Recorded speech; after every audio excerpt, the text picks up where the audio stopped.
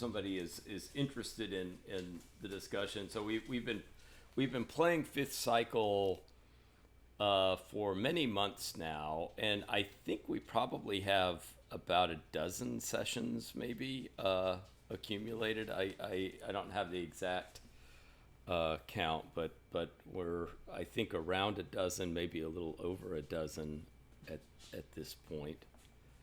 Um, and I think we've enjoyed the game, and we're wanting to continue with it. But we've also, I think, run into some areas where we feel. I feel like we've given the game enough time to settle that we're not kind of rashly just saying, oh, we'll kind of start using our own house rules or whatever. But Yeah. the area of combat is one that uh, we've I don't know that we've I don't think it's fair to say we've struggled with it, but that we've just in terms of the experience, I think from my point of view that the combat has led to, I think, some exciting results, but it also has like periods of time when it just is plodding and Yeah. um, and It's to get to those exciting moments requires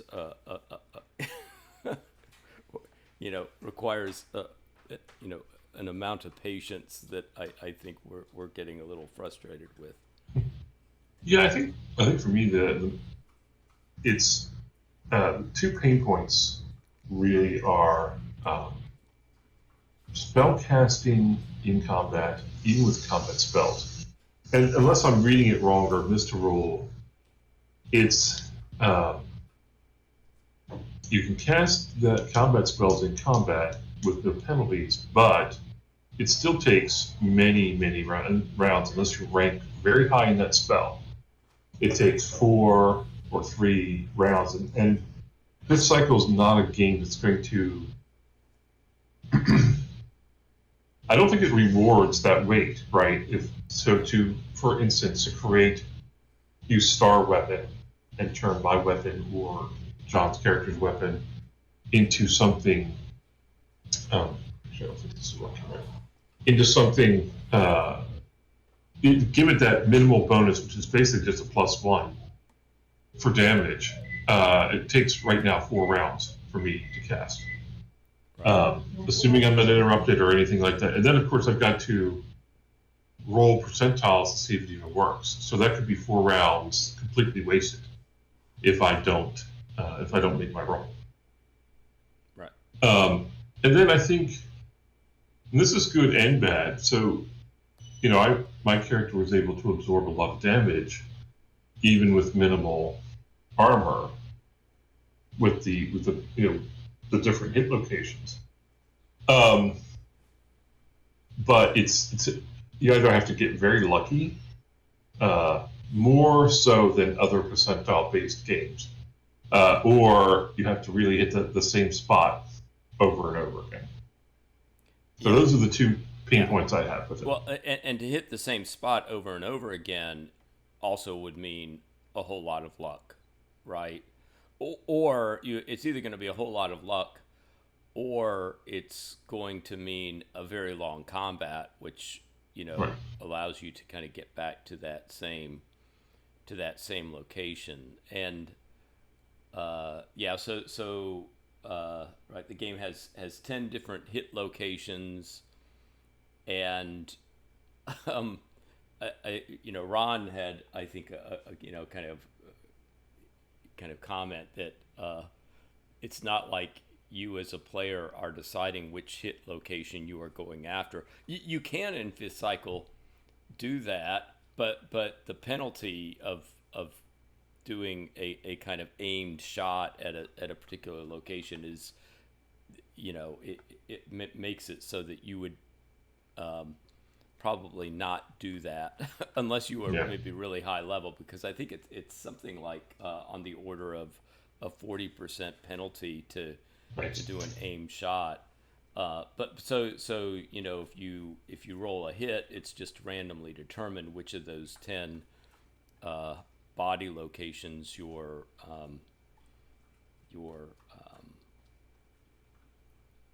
your hit is delivered on. And we were also with armor.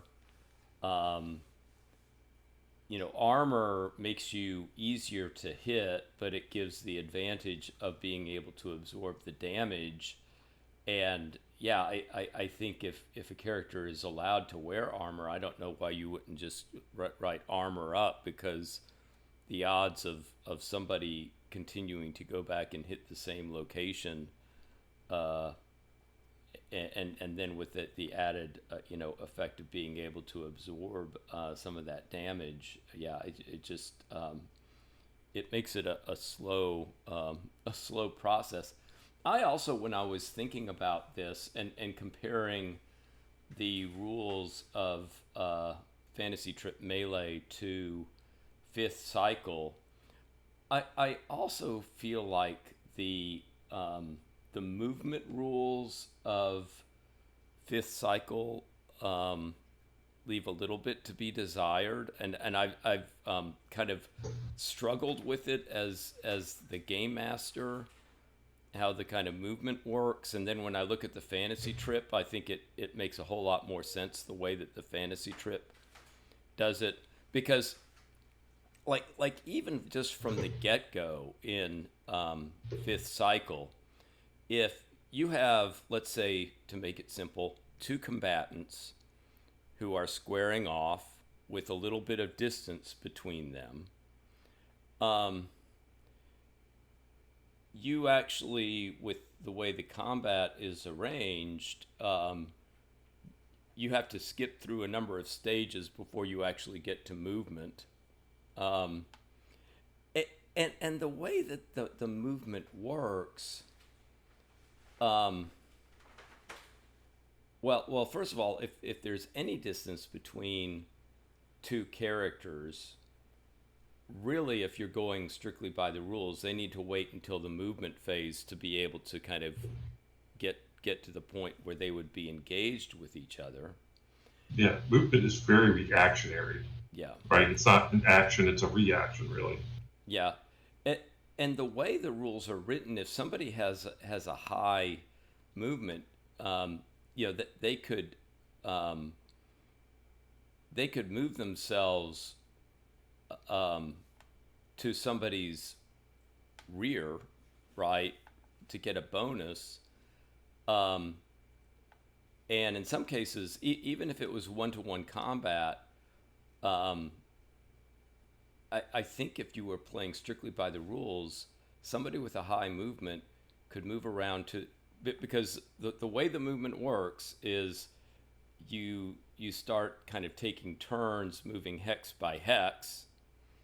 And if somebody is out of movement, then the other player just gets to move whatever they're allotted still with their movement rate. Um, Right, exactly. and Fantasy Trip Melee talks about um, characters who are engaged versus unengaged. If you're engaged, it means that you are in one of the front-facing hexes of your opponent, and you are right next to them, right? If you are Yeah. right next to somebody, and you're in one of the facing hexes, you are now engaged. And if you are engaged, that limits your movement. Um, and Fifth Cycle doesn't have that idea in mind. I mean that if you get to the movement phase, it doesn't matter where you're kind of located, you're allowed to move. But Yeah. so there's limited movement that's allowed with Fantasy Trip Melee, which just makes sense, right? That you would, if you're engaged with somebody who is an adversary, that you can't just And you are allowed to try to disengage from them in melee, but to do that, you're giving up your attack, right, in order to disengage. But yeah, the way the melee does it, when you're going through the combat rounds, the movement phase is the first part of combat. Um, and it also melee also fifth cycle has missile fire, melee combat, and magic all in different stages. Right, right. A lot like Holmes and Blue Holmes did. Yeah. Back in the day. Yeah. Whereas melee, it just says it's now the attack phase, and it doesn't matter if your attack is a missile or a hand weapon. And I'm going by the melee rules, and I know that there's also Fantasy Trip Wizard, which gets into the spells. But at least the with our little mashup between Fifth Cycle and Fantasy Trip Melee, I'm just gonna consider all of spell casting as part of the attack phase as well. Yeah. And that will all go off at the same time, which kind of just in terms of combat makes sense to me. It seems a little perhaps artificial to say that missiles would always go off before somebody gets their hit in with a hand weapon. Yeah, that's probably. I suspect that's really kind of an artifact, and I hate to get back to this. That's probably an artifact of the war game influence, right? With missile attacks going at a certain time, or distance attacks going off at a certain time, and then artillery going off at a certain time, that sort of thing. Or at least people's perception that that's how pre gunpowder fighting went. If you were distant, you'd shoot, and then the melee guys up front would get in their scrum and whatever. So yeah, and for me, it maybe makes more sense if you're dealing with a war game where you have like a cohort of archers that are firing, right, and then you have a kind of cohort of foot soldiers that are now kind of squaring off against each other. That would well, and part of it too may be, depending on the system, just kind of how things get organized. But when you're getting down to the one-to-one combat, as you do with melee or most role-playing games, I don't know that some of that organization that you need in a kind of grander scale war game is needed, or it's different set of requirements, I think, when you're getting into the kind of individual units kind of squaring off against each other. Yeah, I mean, and I think it's much more thematic for there to be a degree of chaos in what we're doing with Fifth Cycle or Request or whatever, as opposed to playing Advanced Squad Leader, right? Which is not what we're doing. Right. So. Right. I'm also curious with games where there is also a need, if I guess putting it in terms of melee, if people's dexterity was the same, or in Fifth Cycle, if their combat tactics was the same. Part of me would be inclined to say, okay, they act simultaneously, right? And so you would have simultaneous attacks, which for me makes it potentially more interesting, because you could potentially have both sides, landing, interesting hits at the same time. And that type of thing does happen in actual combat, right? But with both melee and fifth cycle, there's always a need for a tiebreaker so that one person gets to go before the other one. Right. Yeah. Well, and obviously, if that's the way you're doing it, then obviously, if you score the critical hit first, right, then your opponent may not get to act, or may not be nearly as effective in what they're doing. Yeah, that's true. But well, I don't know. I don't know if I should say we've scored more criticals or specials than I've seen in similar systems, but we've scored our fair, and both sides have scored their fair share of specials and criticals during combat. So maybe it's supposed to rely upon that part of the system to create some excitement, I guess, or some quick decisions. Because we haven't really used a lot of really damaging weapons either. There are certainly weapons that could take someone's leg with one shot, even with armor. Right? We just haven't been using any of those weapons. Yeah. Yeah, and another change. So special hit is 20% of the target number. As written, the critical hit requires 5% of the target number, and I am thinking that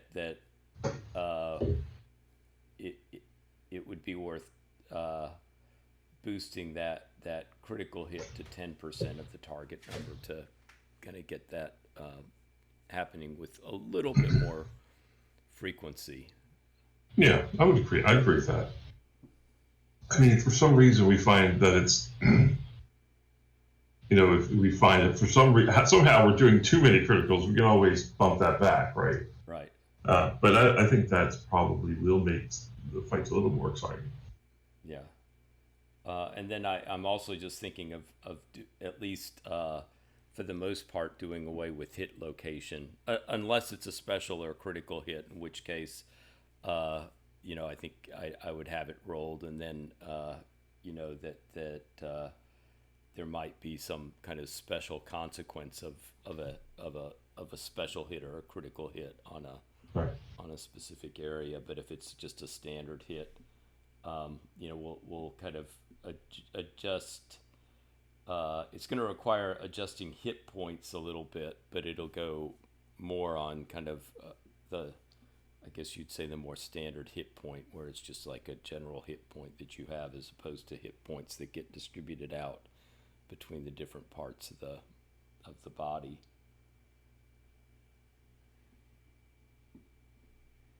Hold on 1 second.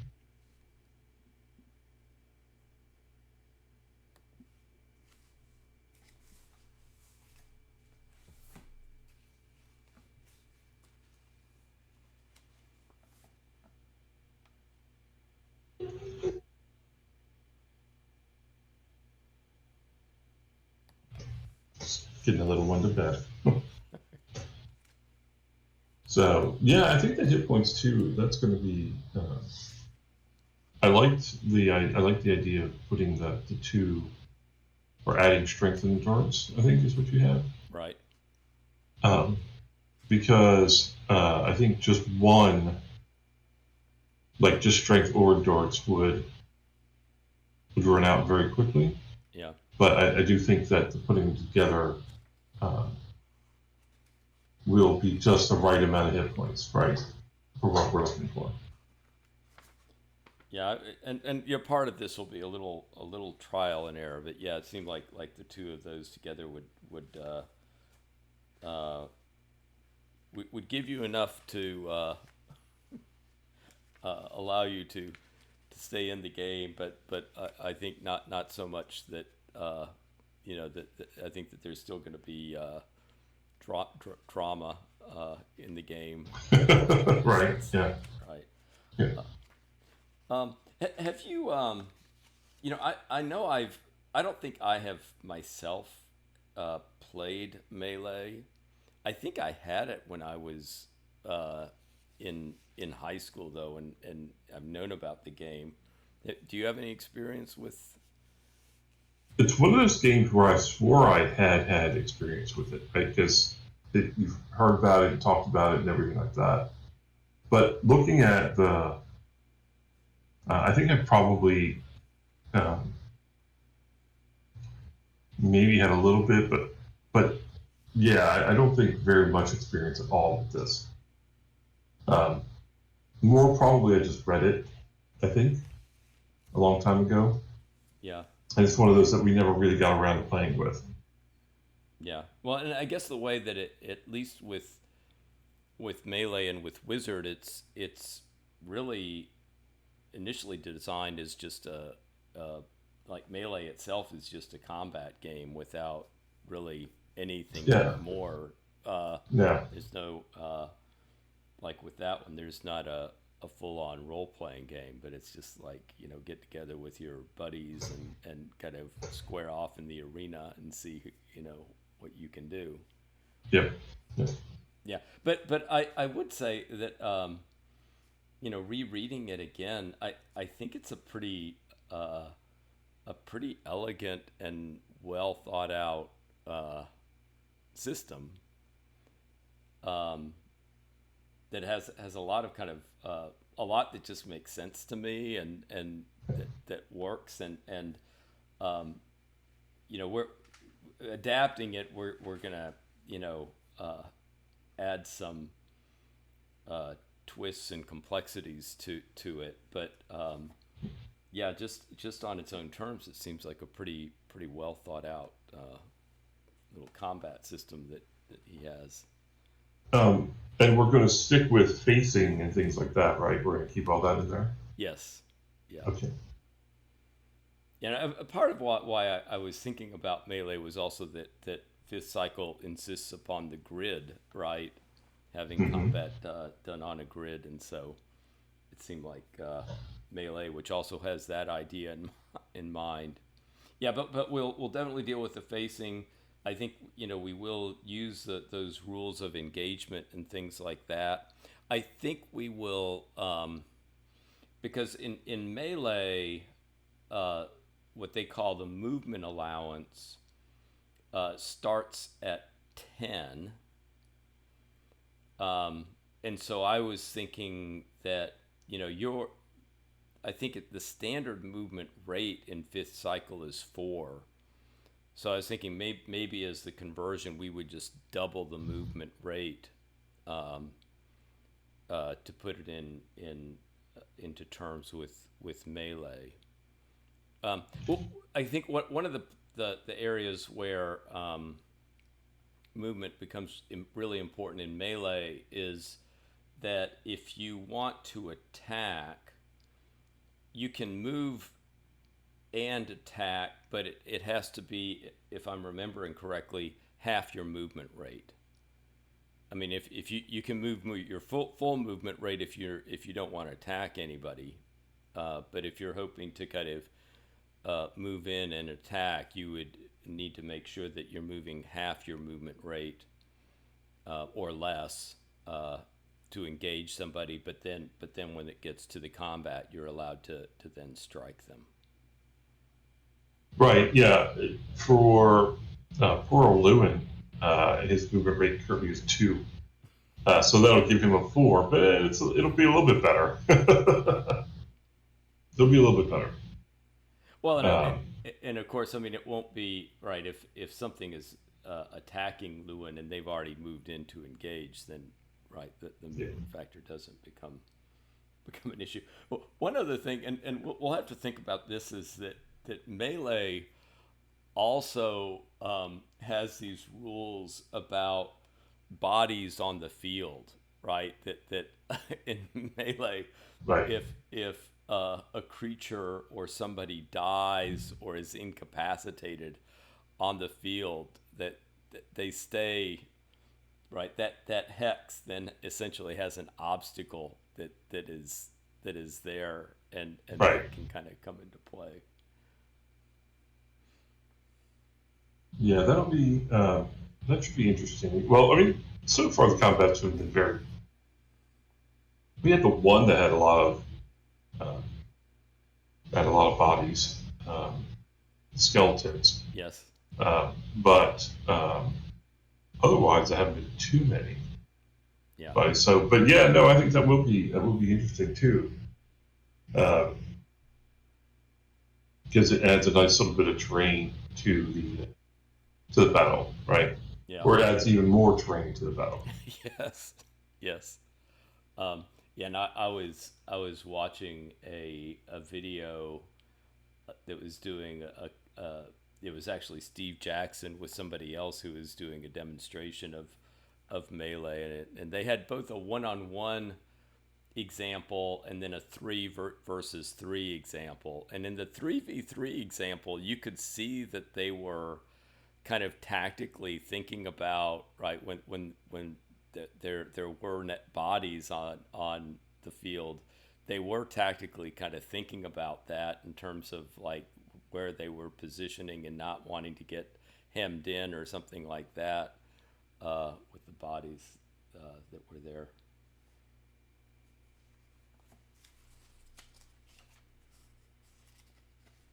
Yeah, but I'm gonna, I have that initial document that I put together with this mashup, and I think we'll have to probably tinker with it, and there will be probably things that will emerge during play that we'll have to kind of work through and kind of polish it up a little bit. But I think at least initially, I think it'll work for us. And I think that especially it will benefit Steve Black right away because he's very much a combat character, or at least I think he is. Yes, And he John, is. correct me, you know. So I think that anything that makes combat a little bit more tactical or interesting is going to benefit John being able to get Steve Black into that zone, right? Yeah. Yeah, and it does strike me with fifth cycle is that it strikes me that with the combat that um, the game wants there to be kind of tactical thought going into the combat, but because of some of the things, because of some of the design, um, I don't know that it's as written as effective as it should be tactically. Um, I was thinking, the um, the combat system has this. Is it the Glinna attack phase? The Glinna being a flying type Right. of character, Yeah. which we've never done. But the game as it's written kind of gets you to think that that would be something really tactically useful to have a flying creature that could make this special attack. But then when I think about like all the stuff with the hit locations and all of that, I'm like, that probably wouldn't actually give you very much of an advantage, right? No, yeah, I don't think that it would. Um, Whereas I think in melee, I didn't. I know there are bonuses if you attack from the side or the rear. Yep. I didn't see any bonuses for attacking from above, but I assumed that we could put some in.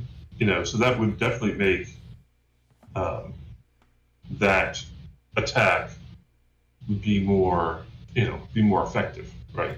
Yeah, well, and I think if there was a situation where we did have like attacks from above, I mean the idea with this cycle with that flying attack that the Glinna can have is that they can get off their attack without suffering any kind of um, you know blow coming from the person trying to defend against it. So Right. I think what I would do in terms of the melee system, I would probably say, well, somebody with that kind of attack can avoid the engagement rule, right? That you could Oh yeah. get in that attack from the air, but you wouldn't be hampered by the same kind of movement restrictions that happens when you end up being engaged with somebody. Right. Yeah. Yeah, I would agree with that. Yeah, we'll have to see if like flying things. I don't know what we're in the manor. I don't know that we have a lot of things flying. Well, we do have the raven though, right? That there has been Yeah, that that's true. shadowy raven figure. So we'll see. We'll see if that attacks us about. Yeah, and I'm also looking forward. I'm looking forward to our wrapping up the adventure in this haunted manor. But then I'm one thing that does really appeal to me about Fifth Cycle is the some of the ideas about the world and about Zeeblek has one of these military races that has this kind of odd memory of a time in the distant past before his military race, this Right. kind of insectoid military race was created. And I think I want to, after the manor, try to get some of that stuff back on the front burner. That would be interesting for sure. Yeah. Um, because the various military races do seem really that have a lot of potential setting material. Yeah. I mean, excuse me, situational material with them. So yeah, I'm all on board with that. Yeah. And things things were starting to get set up during the overseas voyage that you all were on that started things off. But yeah, I think that we'll get some of those. I've been thinking about some of those ideas that were introduced and kind of getting those kind of back into the game.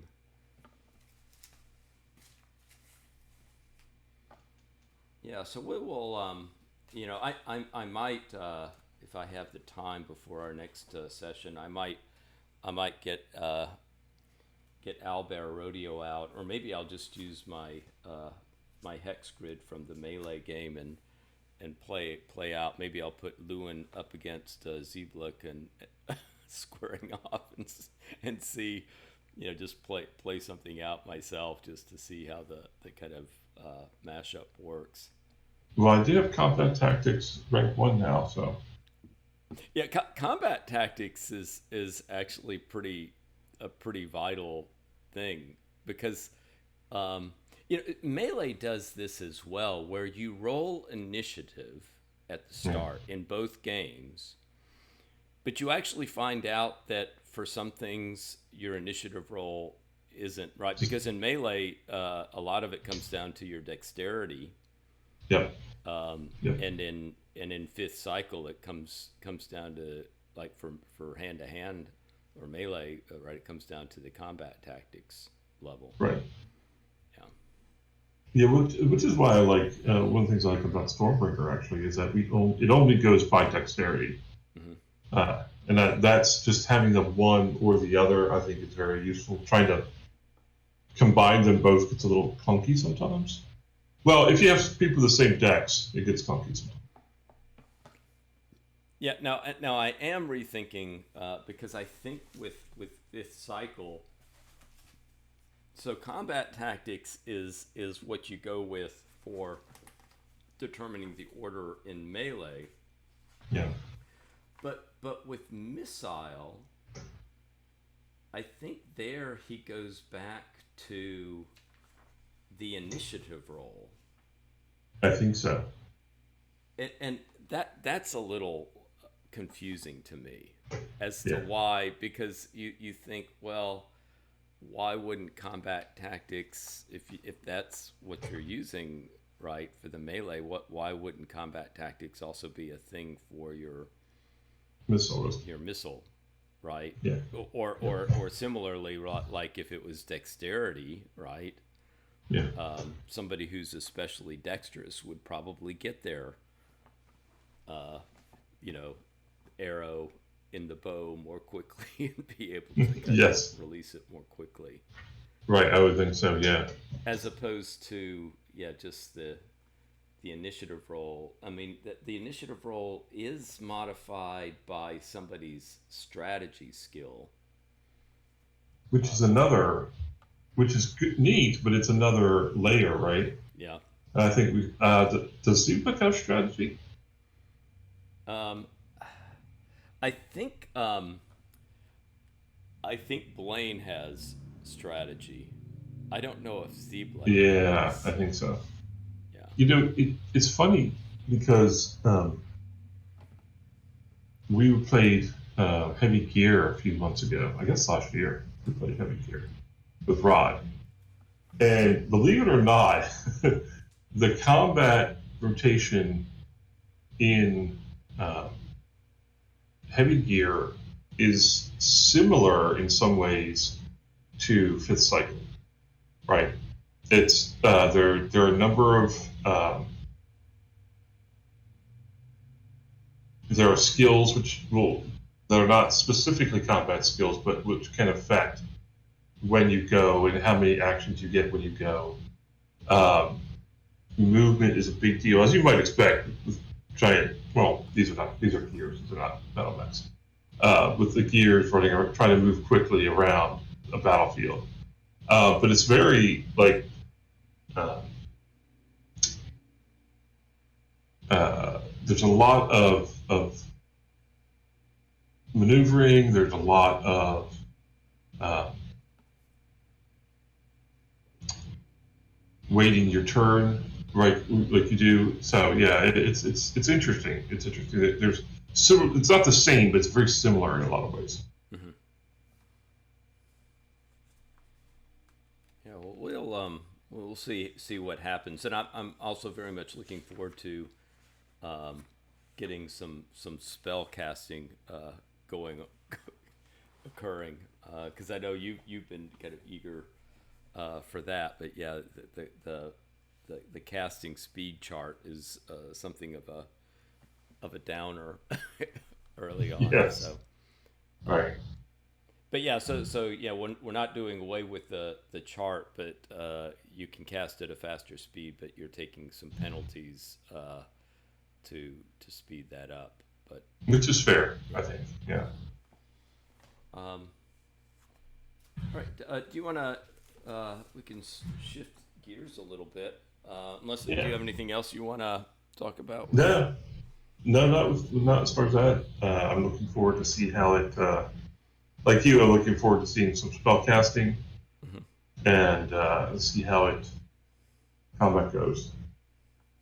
Yeah, and So the way things are set, uh, we should be doing that right off the bat, because I think there's a squaring off that's occurring, yes. ready to go for us. Uh, but yeah, wanted to talk a little bit about the 1,000-year-old vampire, and also more generally, I've been starting to think about uh, games that involve writing Yeah. as a key component, and also thinking about solo games, and there's sometimes an overlap, that there are a lot of solo games out there that involve writing as a key component of the game. So 1,000-year-old vampire would be an example, because you have to. I mean, it's a 1,000-year-old vampire is, um, in some ways, it's a kind of resource management type of game. You Yeah. have characters, you have memories, you have skills, but uh, your memories, you can only retain a certain number of those, Right. and then you can put some of them in your diary, but your diary can only hold certain memories, and but also like the skills and characters and things, right? That those are also quote unquote resources as well, that are Yeah. in limited supply oftentimes, and are depending on your prompt that you may have to make decisions about like what you're going to get rid of. And so the game, I mean, you have to I think be busy, and I don't. I've played through part of a game, and I did not do the journal version, which seems like that would be like a work of months probably if you were. Yeah, I would think so. Yeah. But just like the quote unquote quick version of the game, which is still puts a lot in front of you, but you have to be kind of like active in terms of like recording your memories, marking off the memories, and those types of things. But when I've been looking at other solo games, I am coming to the conclusion that some solo games are not necessarily really games. I mean, they have trappings of games Right. to them, Right. but like there are a lot of journal games that are out Yeah. there that give you prompts that you know and the game tells you to kind of when you get a prompt to write out something in response to the prompt. But a lot of them are just a sequence of prompts, and they may be interesting, and I think as kind of I would describe these as kind of programmed writing exercise types Right. Yeah. of activities, and I think they can be some of them I find really imaginative, and they're fun activities, but and they sometimes require a deck of cards or Right. rolling of dice. But I mean, I think Thousand-Year-Old Vampire, it's a journal type of game, but I think it is genuinely a game. Right. And I think one of the things that makes it a game is that the player has to make decisions that are consequential decisions that will impact later stages of the game, and they will impact it in ways that the player is not necessarily aware of what those consequences will be at the time that they're making the decision. Right. Right? I mean, you need to decide, okay, which like sometimes you may need to decide which character are you going to mark off. But there may be a prompt that you get later where you think, oh, it would have been really nice to have that Character there. Yeah. still around, but you've had to mark that character off, right? Yeah. And then write the memories that you have to kind of you're constantly accumulating new experiences that go into memories, but then you always have these decisions to make as to which memories you're going to keep. Right. When I was playing through the first time, when I had to mark off a memory, I automatically put it down in my diary. But I think when I play it again, I think sometimes I would think about my vampire and think about, oh, well, that memory will just completely let that one go and not even put it in the diary, because the diary itself is limited in terms of what it can hold.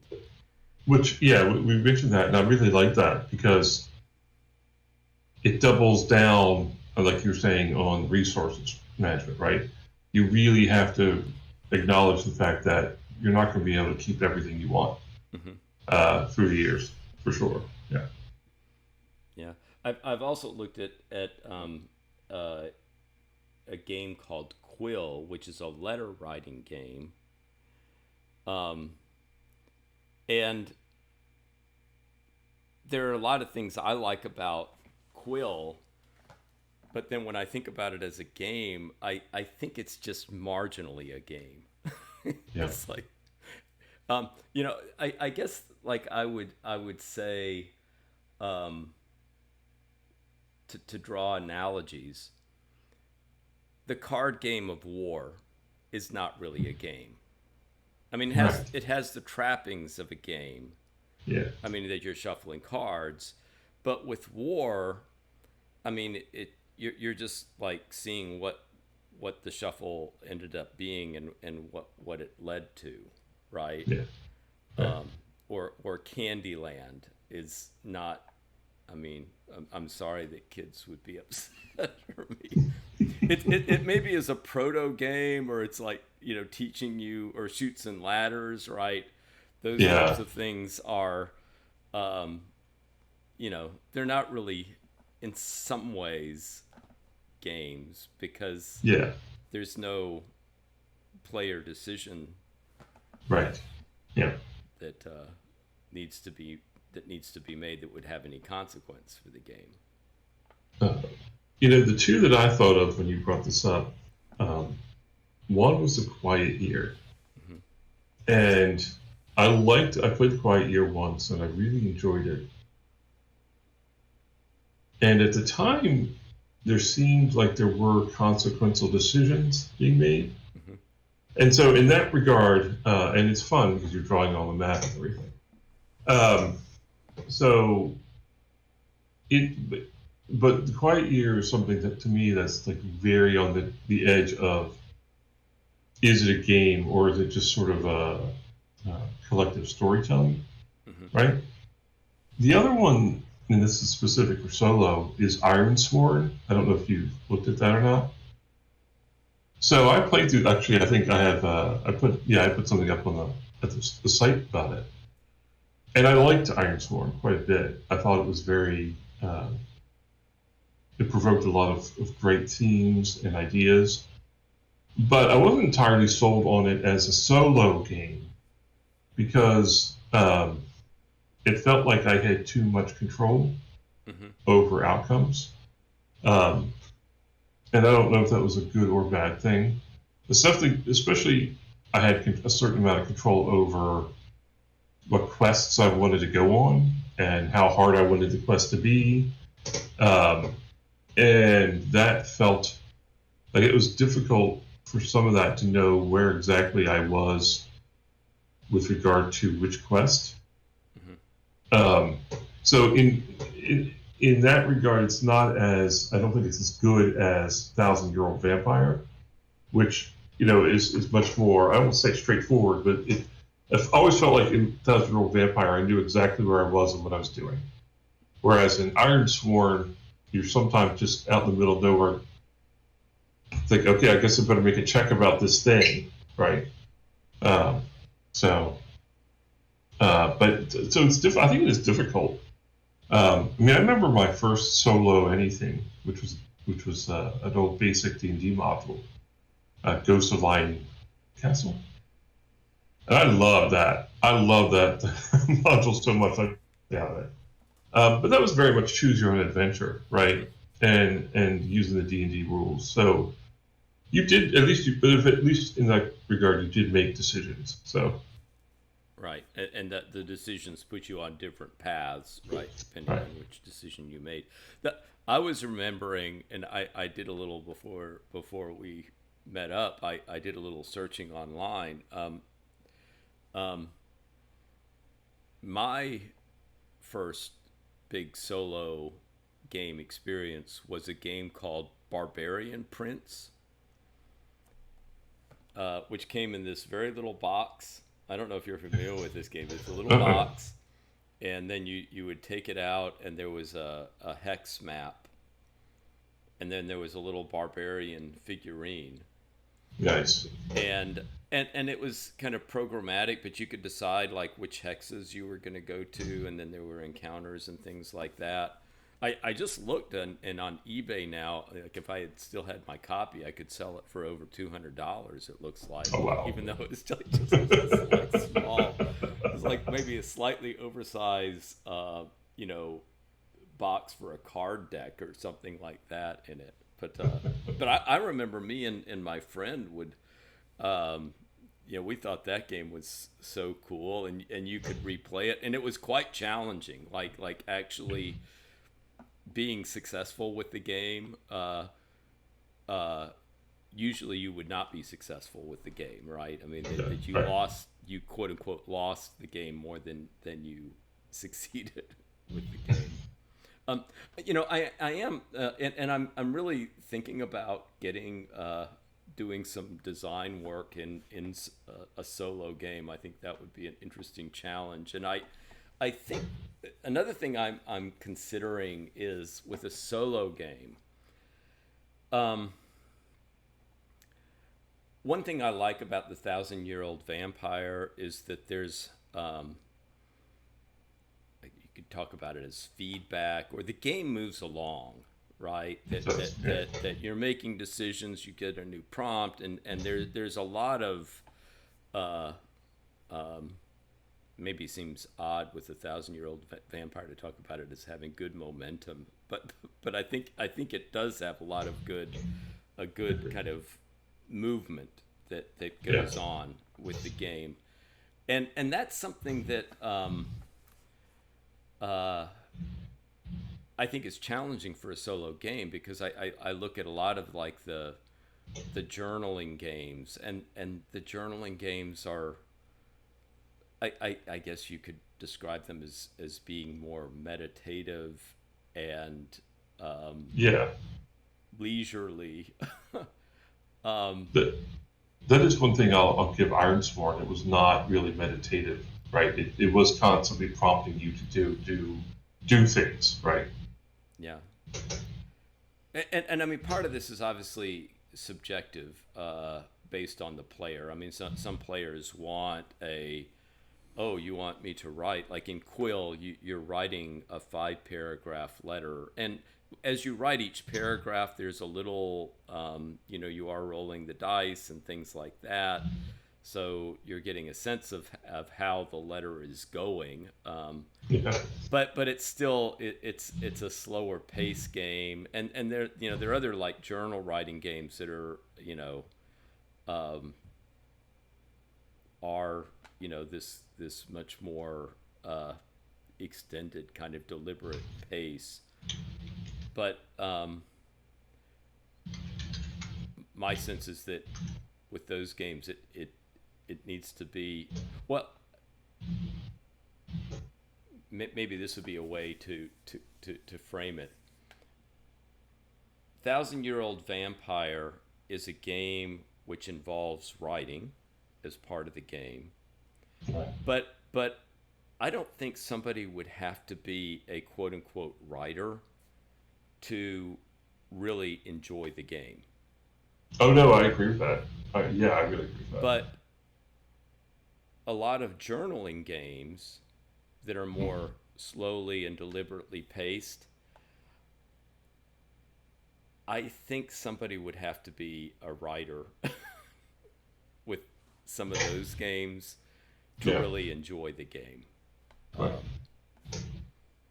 Yeah, and so like I think, you know, as a solo game, coming up with a design that would kind of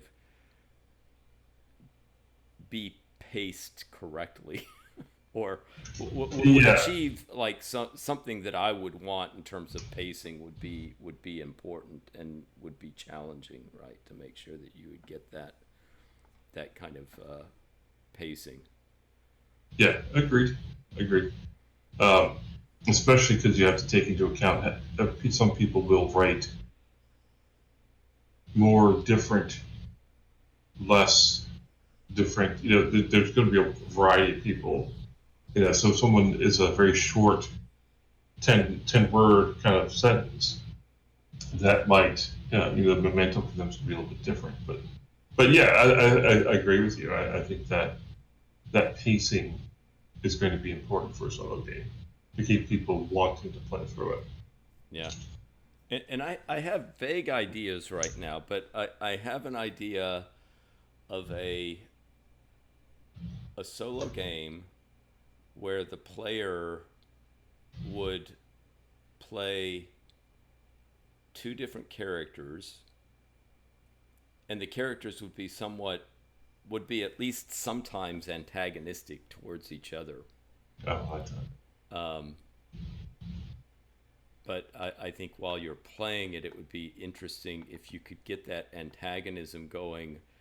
But you would be playing both of them, but maybe you'd be making decisions for one character that would be antagonistic towards the other character, but not necessarily fully realizing what the outcome would be of that, and not necessarily initially understanding how the other character is going to react to that. Yeah, It's a no, that would be really great, actually. Yeah, it's a very vague idea, but if I could pull something like that off, I think that would be kind of interesting little project.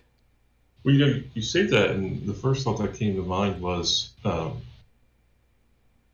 Dr. Frankenstein and the monster, Oh yeah, yeah, yeah, where where you're like Frankenstein for the first few roles or whatever, hmm but then once he's created the monster, then you are also the monster, right? yes, And you're starting to do things for them. So yeah, that sounds really interesting. yeah, yeah. I actually, yeah, was specifically, and part of this was with the 1,000-year-old vampire. I was thinking about that kind of a relationship of like a creator with the a created thing, but Yeah, the creator's idea and desire for what they have created ends up not well, the created thing becomes its own person, right? right. um, Yeah, yeah, yeah, but it's there was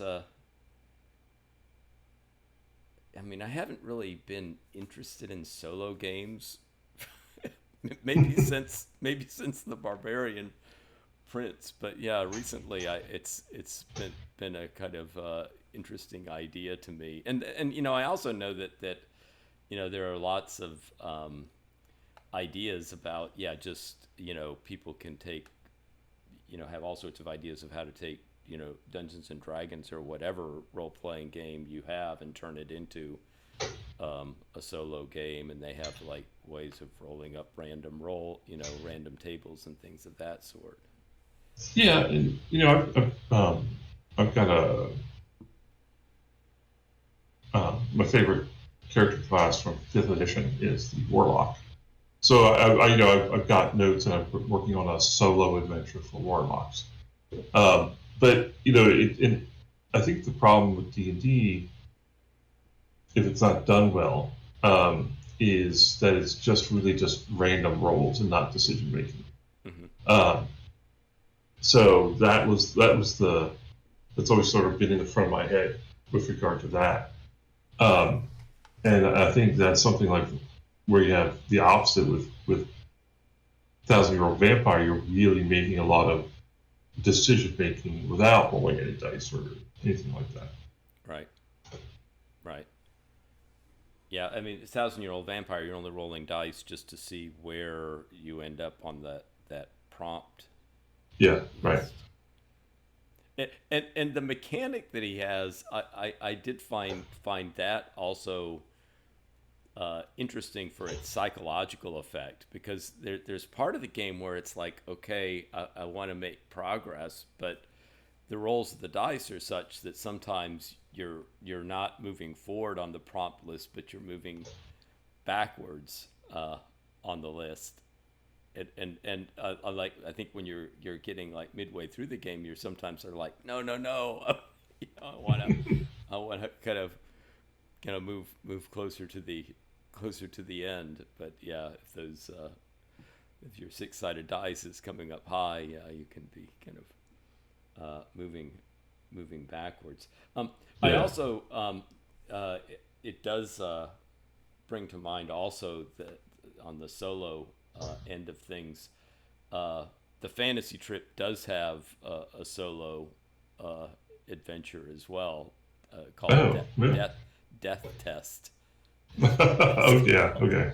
So I was after reading the rules this time, I was thinking, oh, I should check out the wizard rules, and then maybe I'll give Death Test a spin. There's like Death Test, and then there's, I think, a sequel, Death Test 2, that the fantasy trip has.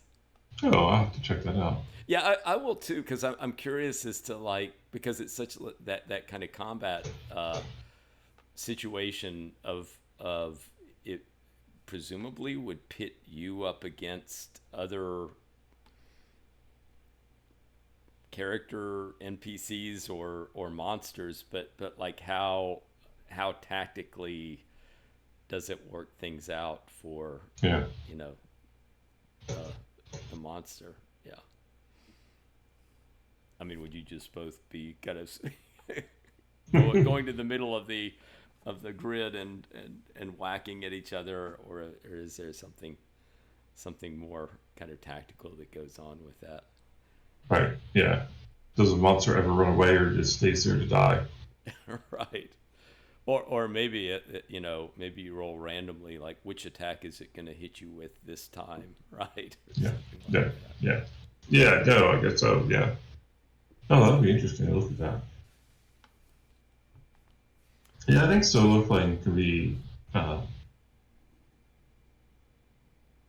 Back in the day, it was just a nice diversion, but now I think that I remember after because I played A Thousand Year Old Vampire a little bit before and after the interview, and um, it really gave me a lot of good, nice energy or ideas, right, for doing other things in other games. And I think that that's one part of the solo experience I like is that um, it generates new ideas, right, in your head about um, uh, stuff you want to do in terms of role playing and themes and situations. So, Yeah. The Thousand Year Old Vampire also, I think, very quickly got me in the headspace of this vampire. mhm. Um, and it was, very quickly very dark and very grisly. My Right. vampire was. I mean, it was because I think right out of the gate, I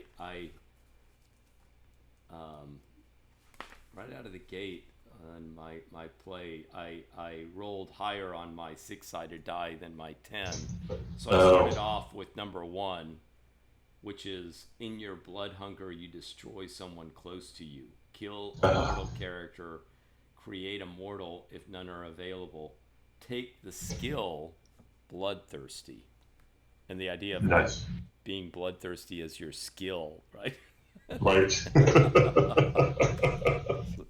An odd skill to have, but yeah. Indeed, but it Yeah. can't really go anywhere but up from that, I guess, or No. down. Yes. Yeah. Yeah.